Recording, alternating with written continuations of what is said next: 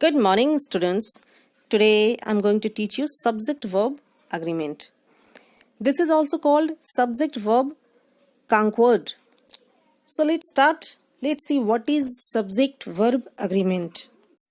Subject-verb agreement in English grammar simply means that subject of a sentence must agree with its verb in number and person. Suppose if the subject of a sentence is singular, its following verb should also be singular.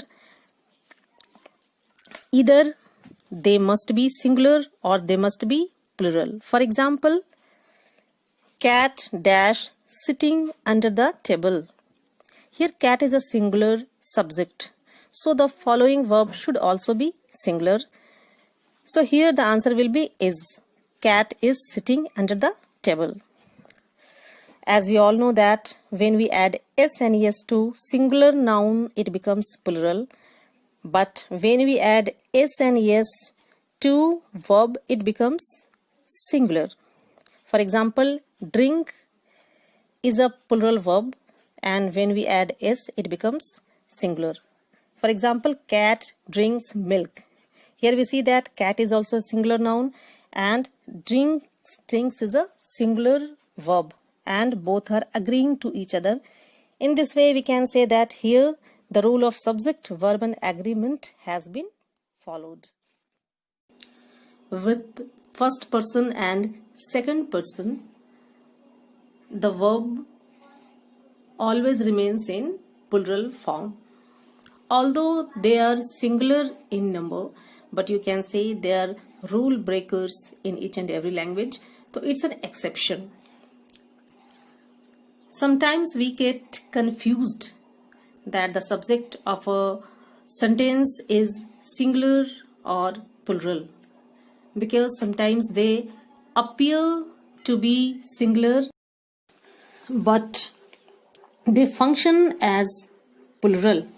So today we will see how to determine that the subject of the sentence is singular or plural. Some nouns are singular in form but are used in a plural sense. Example, cattle, poultry, women and people. Whose cattle are they? In the sentence, cattle is a plural noun and the following verb is also plural. Some nouns are used in both sense, singular and plural. For example, advice, alphabet, fork and information. Let's see it in a sentence. Good advice is never followed. Some nouns have the same form for plural as the singular. For example, deer, sheep, 100, dozen. Let's see an example in sentence. 10, 100 make 1000. Some nouns are used only in plural. Example are scissors and spectacles, but when we add a pair of in this, it becomes singular. For example, a pair of scissors is sharp. Some nouns are considered singular but they appear as plural. For example, summons, arms, riches and thanks. Let's see an example. I have received a summons to attend the court. Collective nouns are normally considered singular.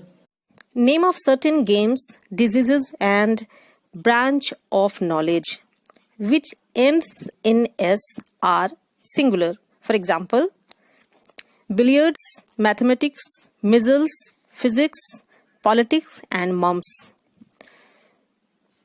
Mumps is a serious illness. Mathematics is an important subject in modern world.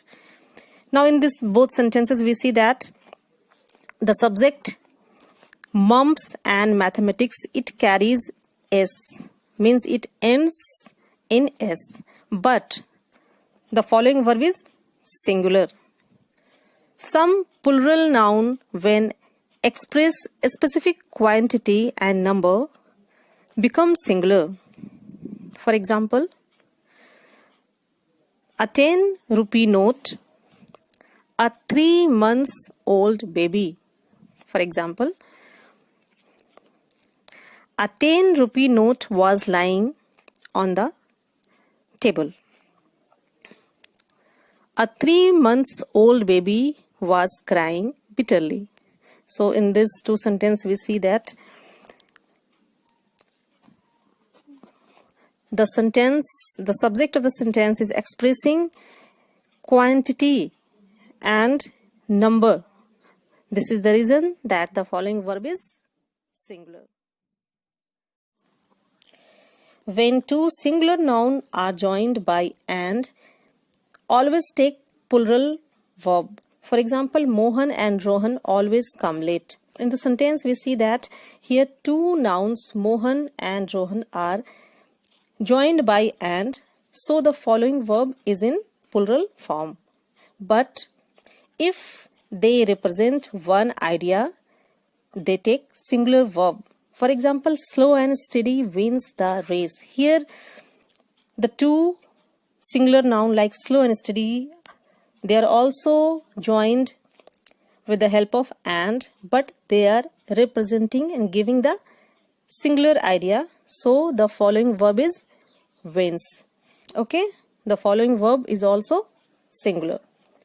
If two singular noun refers to the same person or thing, the following verb must be singular. For example, the poet and philosopher is dead. Here the subject, the poet and philosopher, is indicating towards one person. So the following verb is, that is singular. If two singular nouns are joined by and are preceded by each or every, the following verb remains in singular form. For example, each day and each hour brings us fresh anxiety. Every man and every woman in the village was terrified. Here we see that in the first sentence, day and hour are singular nouns and are joined by and, but they are preceded by each, means the each comes first. So in such sentences, when each and every come first, the following verb should be in singular form. Two or more singular subjects, when connected by or, nor, either or, neither nor, they always take singular verb. For example, either Mohan or Rohan has made this mistake. Neither he nor I was mistaken. Here we see that two subject in the first sentence, two subject Mohan and Rohan, they are joined by, they are connected by either or, so the following verb has is singular. In the same way, neither he nor I, here despite the fact that there are two subjects he and I, but they are connected with neither nor, so the following verb should be singular, that is was. I think I have discussed most of the rules that are observed in subject-verb agreement. Thanks for watching this video.